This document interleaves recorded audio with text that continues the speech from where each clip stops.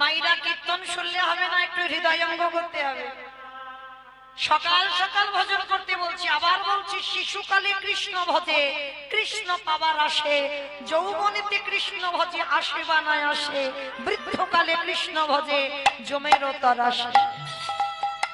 কিন্তু মহাজনেরা বলছেন সকাল বেলাটা হলো বাবা দেহতত্ত্বে আমাদের কুড়ি ফুল। যেমন কুড়ি ফুল তুলে গোবিন্দ সেবাই দেওয়া যায় না বাবা, কুড়ি ফুল ভজনের অধিকার পায় না। অমাইরা কুড়ি ফুল সম বাল্যকাল। এই ছোট ছোট ছেলে মেয়েরা বসবে কীর্তন আসরে মা, কিন্তু ওদের কি অত অভিজ্ঞতা আছে কীর্তন সম্পর্কে? অভিজ্ঞতা নাই। কারণ আমরা তো আর সেই ধ্রুবের মা হতে পারিনি, আর প্রহ্লাদের মা হতে পারিনি বাবা। হরি বল। এই ধ্রুব বলো আর প্রহ্লাদ বলো বাবা, এমনি এমনি কৃপা পাইনি। জানো, ধ্রুব 5 বছরে কৃপা পেয়েছিল, আর কৃপা পেয়ে বাবা ধ্রুবের মনে একটা অহংকার জন্মেছিল। ভালো করে শুনবেন কথাটা। যে ভাগবতে ধ্রুবের চরিত্র আমরা শ্রবণ করি, সেই ধ্রুবের 5 বছর বয়সে ভগবানের নারায়ণের কৃপা পেয়েছিল। আর কৃপা পাবার পরে বাবা ধ্রুবের মনে একটা অহংকার জন্মেছিল।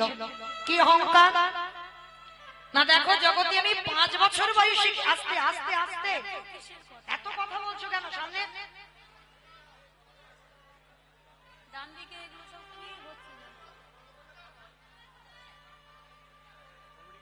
হরি বল।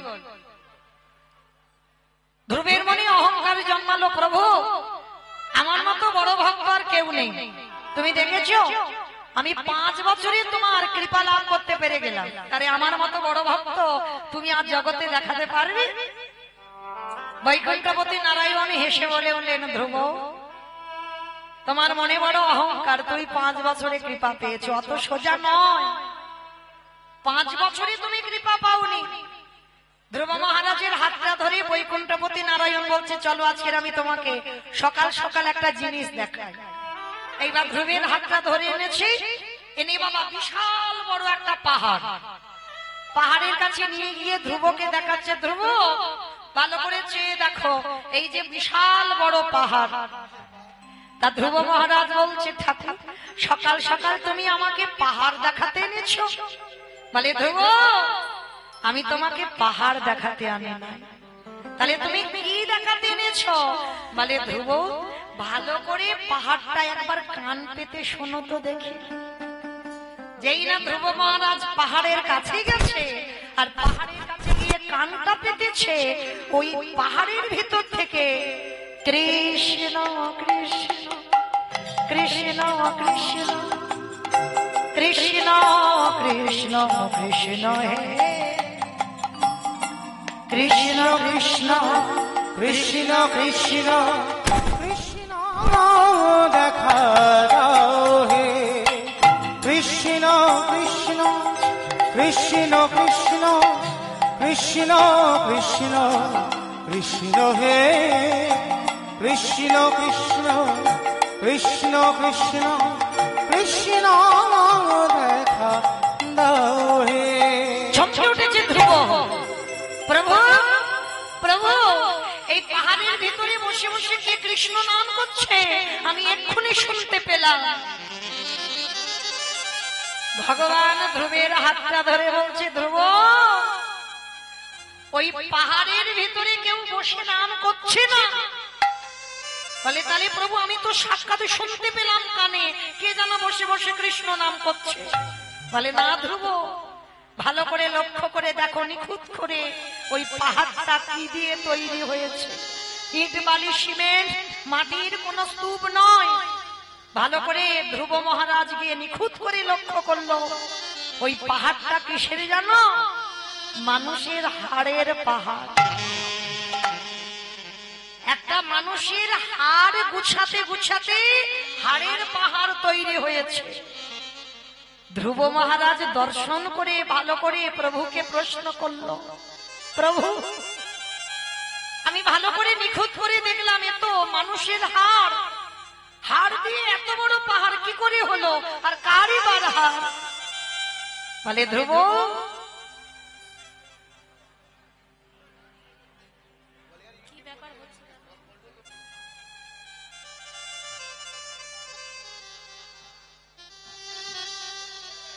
আস্তে, আমার এই ডান দিক থেকে এত আওয়াজ আসছে কেন? একটু আস্তে কথা বলেন। আপনারা যদি কথা বলবেন তাহলে আমি গান গাইবো কি করে? এত কথার আওয়াজ আসছে। যারা কথা বলছেন একটু সরে গিয়ে কথা বলেন। কমিটি ভাইদের কাছে আমার অনুরোধ, একটু বাইরে গিয়ে কথা বলেন। নিতাই গৌর প্রেমানন্দে হরি বল, হরি বল, হরি বল। কারণ বাবা এটা তো কীর্তন, ভাবচ্যুত হলে কীর্তন হয় না। কারণ এটা অন্য অনুষ্ঠান হলে আজে বাজে কথা কানে এলে তাহলে হয়, কিন্তু কীর্তন হয় না। কারণ তো অনেক অর্থ, অনেক খরচ করে তবে বাবা একটু ভাব পাওয়া যায়। আর যদি আজে বাজে কথা আসে তো তখন অসুবিধা হয়ে যায়। চরণ ধরে বলবে একটু গন্ডগোল করেন, একটু বাইরে গিয়ে করেন। হরি বল। তা ধ্রুব মহারাজ যেই না প্রশ্ন করেছে, প্রভু এ তো মানুষের হাড়। বলে হ্যাঁ ধ্রুব, ওই মানুষের হাড়ের ভিতর দিয়ে কৃষ্ণ নামের প্রতিধ্বনি পাচ্ছে। ধ্রুব প্রশ্ন করলো, ঠাকুর হাড়ে কৃষ্ণ বলে? এটা কোনোদিন হতে পারে যে মানুষের হাড় কৃষ্ণ নাম বলবে? কি করে বলবে? বলে বলে ধ্রুব বলে। কারণ এই জগতে ত্রিলোকের বড় বৈষ্ণব যিনি হচ্ছেন বাবা ভোলানাথ, আর এই ভোলানাথের গলায় ছিল বাবা হাড়ের মালা। হরি বল। এই হাড়ের মালা বাবা কোন হাড়ের মালা? যেমন তেমন হাড় নয়, মানুষের হাড়, তবে যে কোনো মানুষ নয়। বাবা ভোলানাথ তো বৈষ্ণব। কোন ভক্ত যদি দেহ ত্যাগ করবার সময় হয়, বাবা সেই ভক্তের দরজায় গিয়ে দাঁড়িয়ে থাকে। যে কোনো মানুষের হাড় বাবা গলায় পড়ে না। বাবা তো সব থেকে প্রিয় জায়গা হচ্ছে বাবা শ্মশান। কেন শ্মশানে থাকে জানো? মরা পুড়িয়ে যখন ছাইগুলো ফেলে চলে আসে, বাবা ওই ছাই বর্ষগুলো মাই গায়ে মাখে। তবে যে কোনো ছাই নয়, যদি কৃষ্ণ ভক্ত দেহ রাখে, সেই কৃষ্ণ ভক্তের ছাই বাবা সারা গায়ে মাখে। তাই গৌর হরি বল, হরি বল, হরি বল। আর ওই ছাই খুঁজতে খুঁজতে যদি এক টুকরো হাড় পেয়ে যায়, বাবা জানে কৃষ্ণ ভক্ত যদি দেহ রাখে, যদি এই জগতে কোনো ভক্ত কৃষ্ণ নাম বলতে বলেতে, যদি তার দেহ থেকে প্রাণ পাখি চলে যায়, তার হাড়ের ভিতরে বাবা কৃষ্ণ নামের প্রতিধ্বনি বাজে। তাই তো বাবা হাড়ের মালা করে গলায় পড়তো। কেন? বাবার ভয় হতো যদি কোনদিন আমি কৃষ্ণ নাম ভুলে যাই, এই মানুষের হাড় যদি আমার গলায় থাকে, ওই হাড়ের মধ্যে কৃষ্ণ নামের ধ্বনি বাজে। এই যে তাই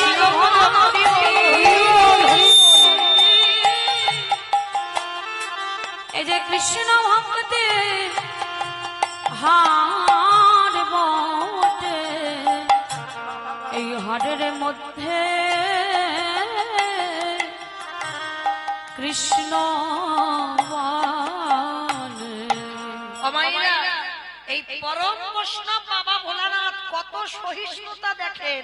বৈষ্ণব হলে হবে না, ত্রিনাদপি শুনিয়েছেন তরুরিব সহিষ্ণু না অমানিনা মানদিন কীর্তনিমা সদা হরি।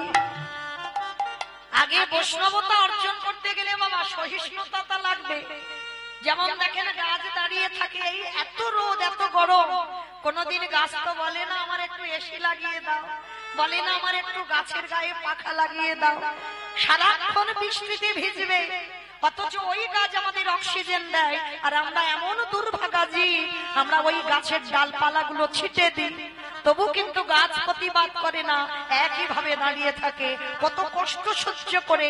বৈষ্ণব যদি হয়েছ, আগে তোমার আচরণটা ওই রকম হতে হবে, তবেই তুমি বৈষ্ণবতা অর্জন করতে পারবে, তার আগে নয়। তো আজকের বাবা ভোলানাথ আপনারা জানেন, সমুদ্র মন্থন করে ভালো ভালো জিনিসগুলো যখন উঠেছিল, দেবতাগণ আর অসুরগণই সব ভাগাভাগি করে নিল। আর মায়েরা যখন কালকুর বিষটা উঠেছিল, তখন আর দেবতারা নেবে না, আর অসুররাও নেবে না। আর ওই যদি যে বিষটা উঠেছিল বাবা, ওটা যদি একবার পৃথিবীতে পড়তো, পৃথিবীটা লয় প্রলয় হয়ে যেত। তাহলে দেবতারা এতক্ষণ টানাটানি করছিল, এটা আমার ওটা আমার, পশুটা বলছিল ওটা আমার সেটা আমার, কিন্তু যেই না ওই বিষটা উঠলো কেউ আর ধারে কাছে নেই, সবাই পালিয়ে গেছে। পরম বৈষ্ণব মনে মনে ভাবলেন মৃত্যু যদি হয় আমি মরব, কিন্তু জগতে যেন সবাই ভালো থাকে। যার জন্য কলিযুগে অদ্বৈত আচার্য গোসাই একার জন্য কৃষ্ণকে গোলক থেকে ডাকেনি, গোটা সমাজের মঙ্গলের জন্য তিনি 12 বছর তুলসী ভাসিয়ে রেখেছিল। নিজের ব্যক্তিগত মঙ্গল নয়, সবার মঙ্গলের জন্য। তা সেই বাবা যখনই বিষটা উঠল না নিজেই পান করেছিল। নারদ মুনি প্রশ্ন করেছিল বাবা ভোলানাথকে, আচ্ছা ভোলানাথ তুমি যে বিষটা খেলে, আচ্ছা বিষটা খাওয়ার পর তোমার ওই কণ্ঠে আটকে গেল কেন? তুমি ভিতরে তো একটু দিতে পারতে, তুমি কণ্ঠে আটকে রেখে দিলে কেন? যার জন্য বাবার নাম হলো নীলকণ্ঠ। এই কণ্ঠে দেখবেন বাবার একটু নীল মতো হয়ে আছে, কারণ ওই বিষটা ওইখানে আটকে গেছে, এর ভিতরে আর যায়নি। তা নারদ মুনি তো বড় চালাক, প্রশ্ন করেছিল ভোলানাথকে, বলো ভোলানাথ ত্রিদেবের মধ্যে তুমি একটা দেব, তাহলে বলো ওই যে বিষটা উঠলো তুমি কণ্ঠে ধরলে ভিতরে দিলে না কেন? বলে ওহে দেবঋষি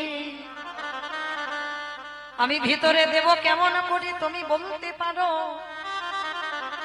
আমি যখন নয়ন মুদ্রিত করে ঘুমায়ে থাকি আমি দেখি আমার হৃদয়ে মাঝে গোবিন্দ দাঁড়ায় আছে। যখন আমি চলাফেরা করি দেখি আমার হৃদয়ে গোবিন্দ বাসা বেঁধে আছে। যখন আমি ধ্যানস্থ হয়ে যাই তখনই দেখি গোবিন্দ আমার হৃদয়ে আছে। তাহলে বলো দেবর্ষি যে হৃদয়ে আমার ভগবান বাস করে, বলো বলো নারদ সেই হৃদয়ে কেমন করে এই বিষ তুলে দেব? তাই আমি কণ্ঠে আটকে রাখলাম কেন জানো? আমি কষ্ট পাই পাবো এই জগতে প্রতিটা ভক্তের হৃদয়ে আমার গোবিন্দ দাঁড়ায় আছে। বিষ যদি আমার হৃদয়ে যায় তাহলে আমার গোবিন্দ বড় বড় ব্যথা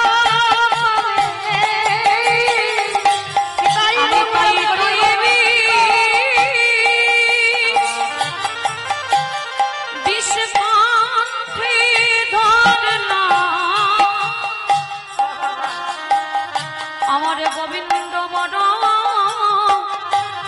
বড় ব্যথা পাবে। তাই তো নারদ তোমার চরণ ধরে বলি এই জগতে যত যত ভক্ত আছে সবার হৃদয়ে আমার গোবিন্দ বাসা বেঁধে আছে। শুধু একবারে ডাকার অপেক্ষায় বসে থাকে, যে জন ডাকার মতো ডাকতে পারে, যে জন ভালোবাসার মতো বাসিতে পারে আমার ভগবান।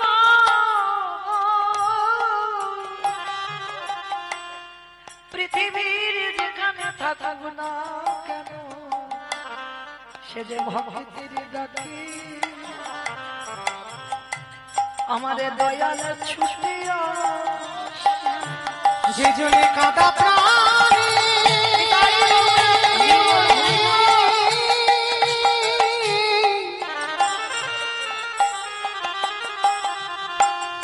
যে জনে কাদা প্রাণী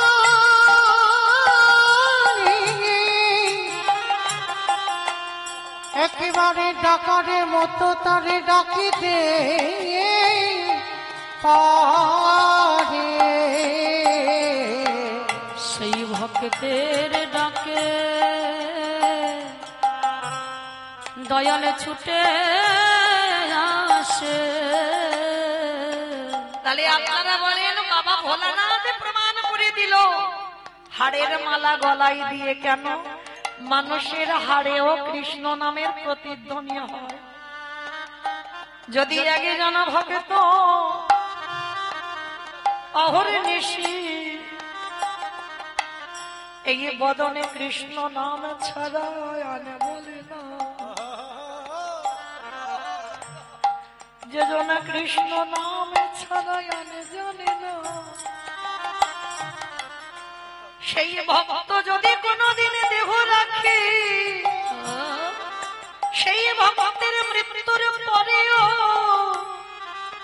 সেই ভক্তের ওই মরা দেহের যদি হার নেওয়া যায়, সেই হারে কৃষ্ণ কৃষ্ণ কৃষ্ণ বলে। যে জনে কৃষ্ণ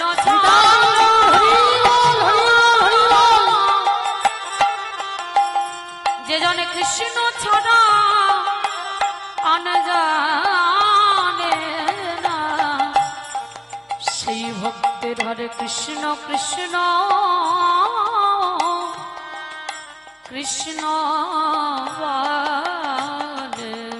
এই জগতে ভক্ত যদি হতে চাও, তাহলে কি করতে হবে জানো? ভক্তের পদ ধুলা গড়াবো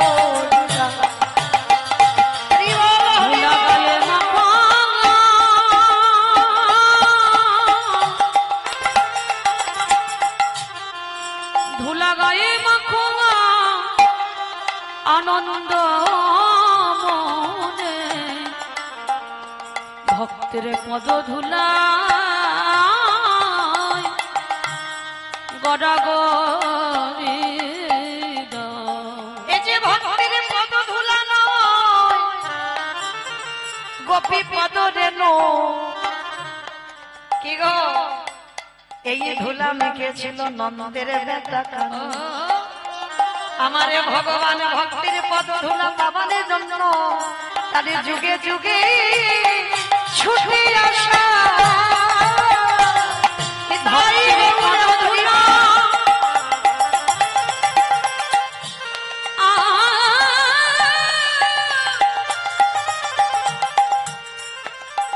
ভক্তের পদ ধুলা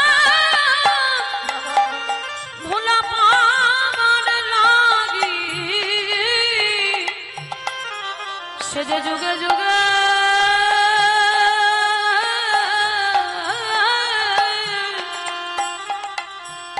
ভগবান হয়ে ছুটে আসে। আসে তাহলে সেই বাবা ভোলানাথ জগৎকে শেখালো, কৃষ্ণ ভক্ত যদি মারা যায় তার এই দেহের হাড় পর্যন্ত কৃষ্ণ বলে। সেটা প্রমাণ ভগবান ধ্রুবকে বলছে, ধ্রুব এই যে হাড়গুলো দেখতে পাচ্ছ, এটা মানুষের হাড়। ধ্রুব প্রশ্ন করলো, প্রভু গো তুমি একেবারে বলে দাও সে কত বড় ভক্ত, যে ভক্তের হাড়ে এখনো কৃষ্ণ নামের প্রতিধ্বনি বাজে। বৈকুণ্ঠপতি নারায়ণ বললেন, ধ্রুব এক জন্মের সাধনাতে আমার পাওয়া যায় না, কোটি কোটি জন্মের সাধনা যদি না থাকে। কি গো মাইরা, এই যে আপনারা কত বয়স জ্যেষ্ঠ বা জ্যেষ্ঠা বসে আছেন, আপনাদের চরণে আমি অনেক ছোট, অনেক কনিষ্ঠা, তাহলে এই জায়গায় দাঁড়াবার সাহস কি বাবা এক জন্মে হয়েছে? এই যে গুরুজনদের সামনে দাঁড়িয়ে কীর্তন গাওয়া, এ ক্ষমতা বাবা এক জন্মে সাধনা নয়, অনেক জন্মে সাধনা আছে, তারপরেই তো আপনাদের চরণে দাঁড়াতে পেরেছে। তা ধ্রুব মহারাজ 5 বছরে কৃপা পেয়েছিল কেন? নারায়ণ বলছে, শোনো ধ্রুব, এই যে হাড়গুলো দেখছো না, এই যতগুলো হাড় সবকটা হাড়ই তোমার দেহের হাড়। ধ্রুব শোনা মাত্র চমকে উঠেছে, ঠাকুর আমার দেহের হাড়? বলে হ্যাঁ। ওগো ধ্রুব মহারাজ, যতবার তুমি পৃথিবীতে এলে ততবার তুমি কৃষ্ণ ভক্ত হয়ে জন্মেছ, আর যতবার তুমি দেহ ত্যাগ করেছ, তোমার দেহটাকে নিয়ে যখন শ্মশানে যেত, আর আমি ভগবানের রাতের অন্ধকারে গিয়ে এক টুকরো হাড় যদি পেয়ে যাই, আমি ভগবান হয়ে কি করতাম জানো? তোমার ওই প্রতিটা জন্মের একটা একটা করে হাড় গুছাতে গুছাতে আজ হাড়ের পাহাড় তৈরি হয়েছে। তাহলে অনুভব করে দেখেন বাবা, কত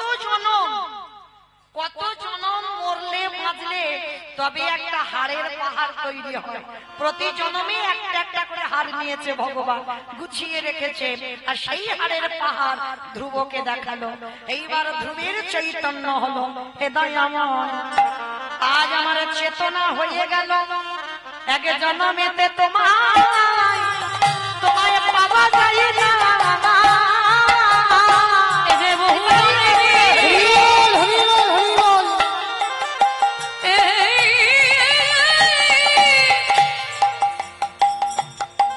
এ যে বহু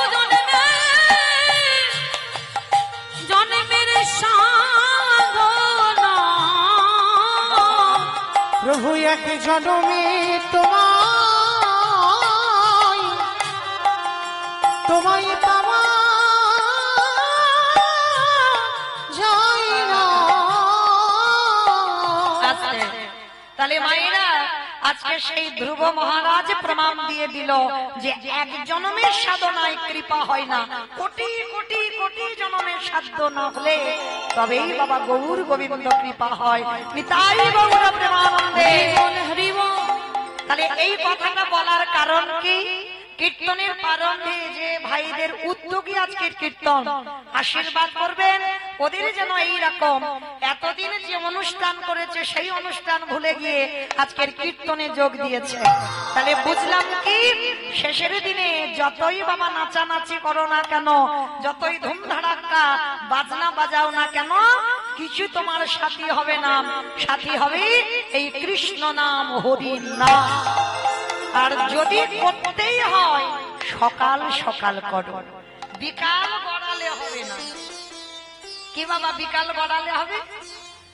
দন্ত পড়ে যাবে, কেশে পেকে যাবে, শরীরের চামড়া গুলোই আলাদা হবে, ওই হরি বলে বলা হবে না, তখন জিহ্বাতে হবি বলে উচ্চারণ হবে, ওই ভুল গোবিন্দ সেবায় আর লাগবে না, আন্নিক করতে বসলে শরীর অলস হয়ে যাবে।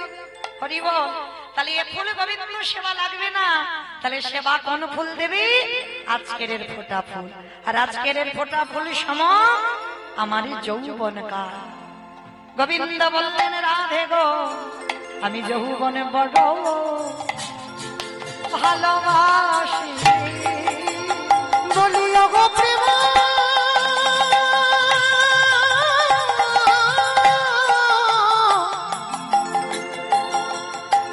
বলিও গো প্রেম ওই রাধে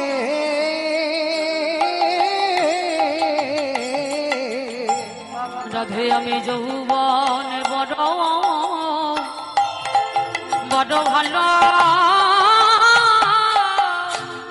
ভালোবাসি। তাহলে চলেন আজকে আমরা সবাই সেই যৌবন কালে গোবিন্দ সেবা করব, গোবিন্দ পূজা করব। তবে বাবা একটু নদিয়ায় তো যেতে হবে, কি মাইনা হবে না? সংকীর্তন পিতা শ্রীকৃষ্ণ চৈতন্য, সংকীর্তন যজ্ঞী তারি যেই ভজে সেই বড় ধন্য। যুগ ধর্ম প্রবর্তক নাম সংকীর্তন, চারি ভাব ভক্তি দিয়া নাচাইন ভুবন। আপনি ভক্ত ভাব করি অঙ্গীকার, আপনি না করলে ধর্মজীবের শেখানো না যায়, আপনি আচরি ধর্মজীবের শিখায়, এই তো সিদ্ধান্ত গীতা ভাগবতে গায়। এই মতো কলিকালে প্রথম সন্ধ্যায় অবতীর্ণ হলেন কৃষ্ণ, আপনি নদী আয়। হরি বল হরি বল হরি বল। তাহলে চলেন আমরা সবাই যাব নদিয়ায়। কি মাইরা সবাই যাবেন তো?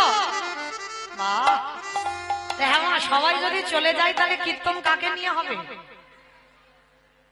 একা একা কীর্তন হয়? কখনো হবে না। একা একা যদি কীর্তন হতো বাবা, সত্যযুগে ভগবান চার নারায়ণ হয়ে খেলা করেছিল, ত্রেতা যুগে চার ভাই হয়ে খেলা করলো, দাপার যুগে 12 জন প্রধান 12 জন উপপ্রধান, মানে মোট 24 জন বন্ধু নিয়ে খেলা করলো, কিন্তু খেলায় সুখ হলো না। কেন?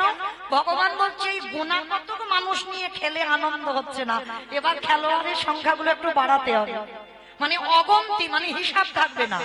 যার জন্য কলিযুগে চৈতন্য মহাপ্রভু যে খেলাটা খেলছে, হরি বল বাবা, এই খেলাতে কোনো হার জিত হয় না। মানে দেখবেন ফুটবল বলো, ক্রিকেট বলো, কবাডি বলো, যে কোনো খেলা এক পক্ষ হারে এক পক্ষ জেতে, কিন্তু এই খেলাতে যারা যোগ দেয় বলি দেখো দেখো সবাই যে বলে সবাই বলি সবাই যে বলে খেলাতে যারা খেলে তারা সবাই যেতে তাহলে মাইরা এই খেলায় আমরা কেউ হেরে যাব না, সবাই জিতে যাব। আর এই খেলার ধরনটা কেমন জানো? বলি ধরা ধরি আরে জরা জরি বলে ধরা ধরিয়া বলে ধরা ধরিয়া ঝরা যদি বলে এদি ভক্তি ভক্তির প্রেমে গড়া গড়ি এই যে ধরা ধরিয়া ঝরা যদি আসতে আমাইরা খেলাটা বুঝতে পেরেছো? জরা জড়ি আর ধরা ধরি মানে এখানে ছোট বড় কিন্তু বিচার নাই। কি করে জানো? আজ পিতা ধরে পুত্রের পায়ে, দেখো পিতা ধরে দেখো পিতার হরে পুত্রের পায়ে এই হরি নামে নামের আনন্দেতে দেখো পিতার হরে পুত্রের পায়ে আসতে যদি বলেন কেন? এই যে আমি কীর্তন করছি বাবা, অনেকের তো সন্তান সম, অনেকের ভগ্নী সম, অনেকের ছোট, কিন্তু আটকানো যাবে কি? হরিবাসরে দাঁড়িয়ে বাবা সবাই চরণে পড়ে যায়। মহাপ্রভু বললেন এইটা হচ্ছে কলিযুগের খেলা, মানে জড়াজড়ি ধরাধরি, পিতা পুত্রের পায়ে ধরবে, পুত্র পিতার পায়ে ধরবে, এটাই হচ্ছে খেলা। আর এখানে সংখ্যা অগন্তি। কি বাবা গোনা কত আছে? এখানে হিসাব করে রেখেছি যে এই হরিবাসরে মানে 100 জনের বেশি থাকা যাবে না। হবে কি? হবে না।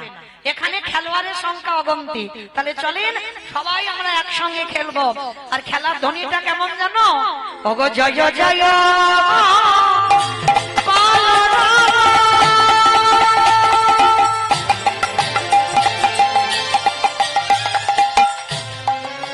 নদিয়া নগরে ওগো জয় জয়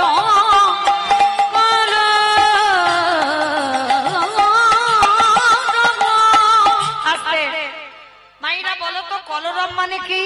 মারামারি কলরব মানে মারামারি। কলরব মানে কি? হ্যাঁ, গন্ডগোল হইচই, এই যে একটু আগে হচ্ছিল। কিন্তু মহাপ্রভু বললেন ওইটা তো খেলা নয়, ওটা সংসারের জন্য গন্ডগোল হচ্ছে, ওই গন্ডগোল এখানে বললে হবে না। গন্ডগোলটা কি হবে? মাত্র 3টে ধ্বনি, শঙ্কর ধ্বনি, উলুদ ধ্বনি, আর যাদের যাদের হাত আছে, যাদের নাই বলবো না। কিমা সবার আছে তো? যাদের আছে বাবা একবার দেখান। নিতাই গৌর প্রেমানন্দে হরি হরি বল হরি বল। বেশ, কই এবারে একটু উলুদ ধ্বনি দাও। আজ জয় জয় পালনাম আমার গোনাই গোনা গোনা গোনা গোনারি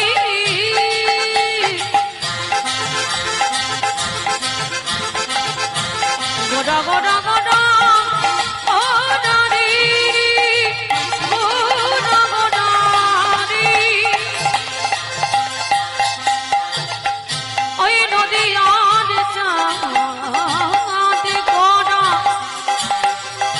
আমার প্রাণে গোনা আজি জয় জয় মালা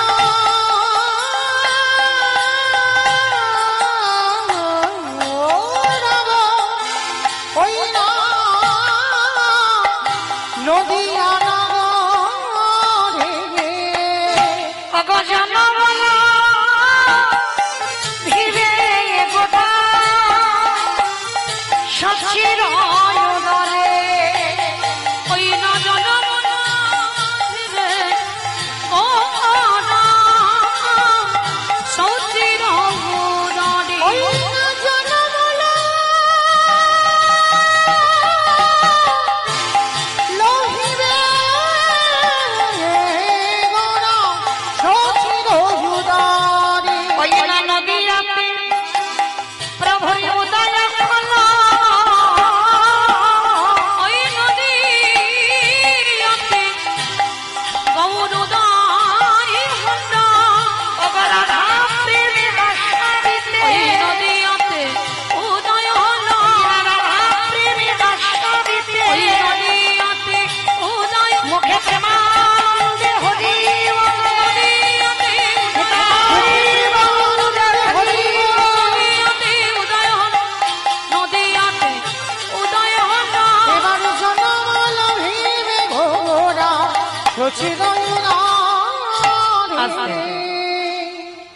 তাহলে কৃষ্ণ কলিযুগে গৌরাঙ্গ হলো, আর গৌর হয়ে এসে নদিয়ার মাটিতে কি করছে? যাকে দেখতে পাচ্ছে বাবা ছোট বড় বিচার করছে না, পা দুটো জড়িয়ে ধরে বলছে তোরা একবার কৃষ্ণ বল। আচ্ছা বাবা, এই জায়গাটা খুব মন দিয়ে শুনবেন। কেমন? একটা 24 বছরের ছেলে 60 বছরের মায়ের পা ধরতেই পারে, এতে অসুবিধা নাই। 24 বছরের ছেলে 80 বছরের বাবার পায়ে ধরতেই পারে, এতেও অসুবিধা নাই। কিন্তু সেই 24 বছরের ছেলে কিনা বিশ্বের স্রষ্টা মালিক ভগবান, তিনি কেন বাবা ধুলাই গড়াগড়ি দিয়ে বলছে তোরা একবার কৃষ্ণ বল? ভগবান সত্য যুগে সিংহাসনে বসলো, ত্রেতা যুগে 14 বছর কাটিয়ে বন থেকে এসে সিংহাসনে বসলো, দাপরেতে মথুরার রাজা, বৃন্দাবনের রাজা, দ্বারকার রাজা হলো। কিন্তু কলিযুগে ভগবান কাঙাল হলো কেন? শুধু কাঙাল হলো না, লোকের দাঁড়ে দাঁড়ে গিয়ে হরিনাম দিচ্ছে। শুধু হরিনাম দিচ্ছে না, যে নিতে চাইছে তাকে দিচ্ছে, যে নিতে চাইছে না তার দুটো পা জড়িয়ে ধরে বলছে কৃষ্ণ বল। কারণটা কি? ভগবান হয়ে 3 যুগে বড় লোক হলো, আর কলিযুগের কাঙাল হলো কেন? এই কেনর কথা জানতে গেলে মা একটা কথা শুনতে হবে। ভালো করে কথাটা শুনে প্রশ্নের উত্তর দেবে। কেমন? আচ্ছা, আপনার পাশ বাড়ির সঙ্গে খুব ঝগড়া, মানে ঝগড়া বলা ভুল বাবা, মারামারি হয়ে গেছে, খুনোখুনি হয়ে গেছে, থানা পুলিশ হচ্ছে, মামলা পর্যন্ত চলছে, মানে পাশে, মানে সকাল হলে মুখ দেখা দেখি হয়। আচ্ছা ধরো সকালবেলা ঘুম থেকে উঠেছো, ঘুম চোখটা খুলে তুমি একটা ভালো শুভ কাজে যাবে, হঠাৎ যদি সেই শত্রু তোমার সামনে পড়ে যায়, অমাইরা তাকে সত্যি করে বলবে প্রণাম করেই তবে তুমি যাবে শুভ কাজটায়। বাহ, তাকিয়েই দেখবো না, সঙ্গে সঙ্গে ওইখানে দুম করে মাথায় হাত দিয়ে বসে পড়বে, হাই হাই হাই হাই আমার দিনটা মাটি হয়ে গেল। কি মা বলবে না?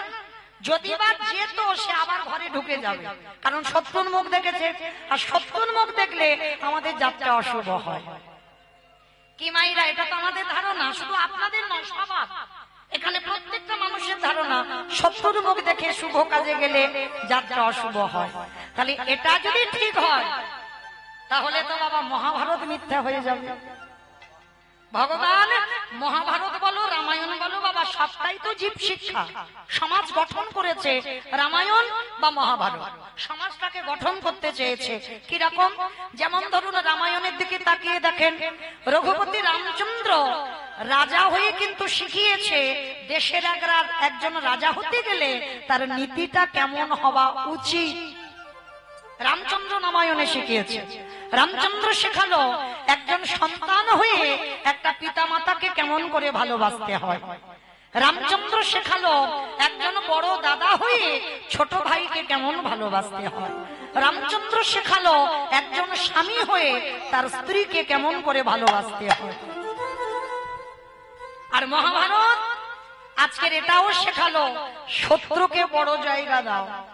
আর এখানে যত যত ভক্ত আমরা উপস্থিত আছি, যারা দাঁড়িয়ে আছো, যারা বসে আছো, আমি কীর্তনিয়া সম্প্রদায় প্রত্যেককে বলবো আমরা যত যত জগতে ভক্ত আছি, শত্রুকে বড় জায়গা যে দিতে পারবে তার সব কাজ বাবা জয় জয়কার হবে, হতে বাধ্য, হতেই হবে।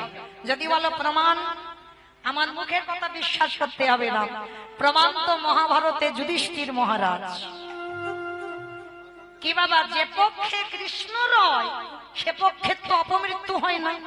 তাহলে যাদের সঙ্গে স্বয়ং কৃষ্ণ বর্তমান, কি প্রয়োজন ছিল যুদ্ধে যাওয়ার আগে গান্ধারীর পদধূলাটা নেওয়ার? ছিল কি মা প্রয়োজন? তাদের সঙ্গে তো কৃষ্ণ ছিল, দরকার ছিল না কারোর পা ধুলা। তবু কিন্তু যুধিষ্ঠির মহারাজ যুদ্ধে যাওয়ার আগের দিন কৃষ্ণ দয়াময়কে বলেছিল, কৃষ্ণ তুমি ক্ষণকাল বিলম্ব করো, যুদ্ধে যাব সকাল বেলা, আর যুদ্ধে যাওয়ার আগে একবার আমার বড় মাকে প্রণাম করতে চাই। ভগবান চমকে উঠেছিল, অসম্ভব, যে বড় মা তোমার জীবনে মঙ্গল চাইল না, যে বড় মা তোমার জীবনে ভালো চাইল না, আর তুমি কিনা সবার প্রথমে সেই বড় মা শত্রুর পা ধুলা। যুধিষ্ঠির মহারাজ কেঁদে বলল, কৃষ্ণ হরি বল, এইটা যদি অন্য কেউ বলতো আমি মানতাম, কিন্তু তোর মুখে সাজে না ভাই। আমি জানি আমার বড় মা ভালো নয়, আমার বড় মা আমার শত্রু। আমি জানি আমার বড় মা সব সময় ঠাকুরের কাছে মানত করে কবে যুধিষ্ঠির মরবে, কবে ভীম অর্জুন নকুল সহদেব ওদের ধ্বংস হবে। আমার বড় মা সব সময় বলে। তা কৃষ্ণ বলছে তুমি জানো যদি সেই বড় মাকে প্রণাম করছো কেন? আস্তে আস্তে কথা নয়, বলে প্রণাম করছি কেন জানো? তার একটাই কারণ, কৃষ্ণ তুমি ভুলে যেতে পারো, কিন্তু আমি তো ভুলি না। সে যে আমার বড় মা, আমার মায়ের থেকে আমার বড় মার জায়গাটা আগে।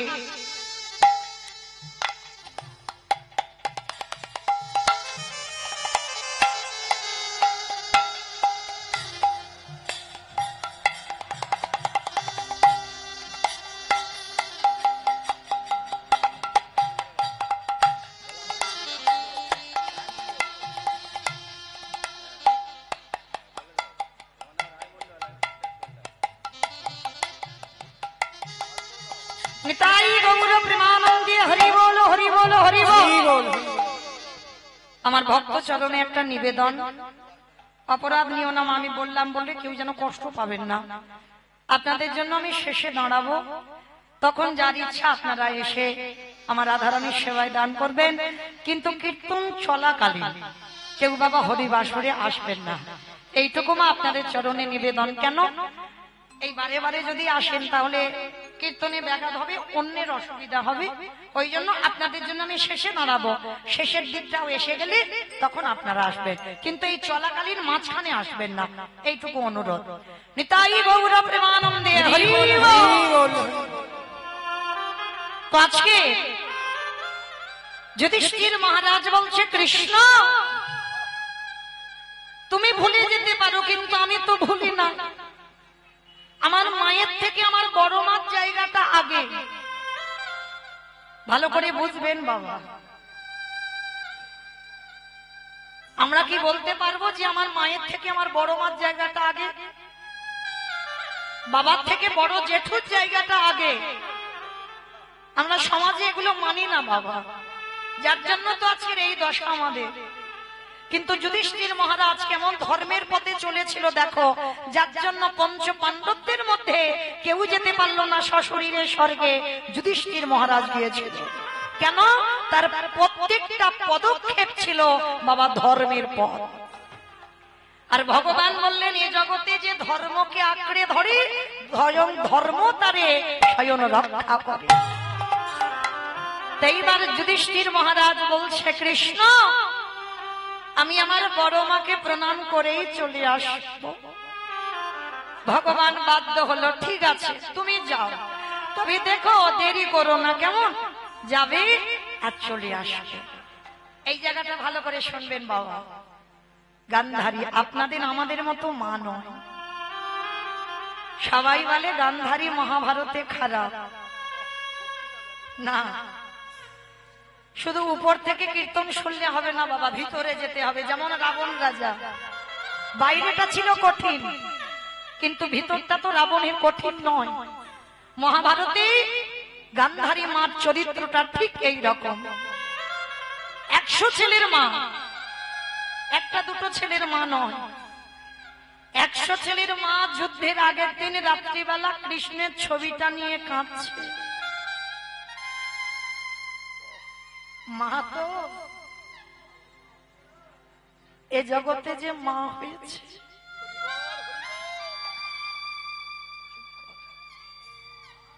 সেই জগতে জানে বাবা আজকের আমার ছেলের মঙ্গল হবে না অমঙ্গল হবে।